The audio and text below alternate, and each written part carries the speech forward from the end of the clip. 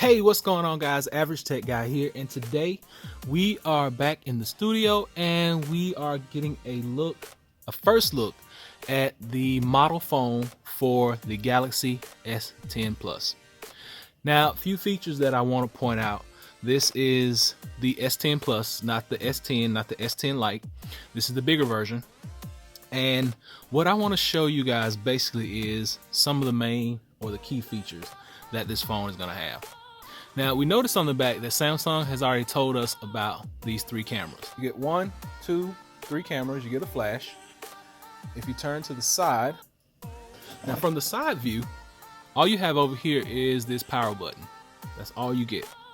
And then on the other side, you get your volume rocker. And since this is a dummy phone, you can't really pick everything out that easily. But you get a volume rocker over here and your dedicated Bixby button here. Down bottom, you get your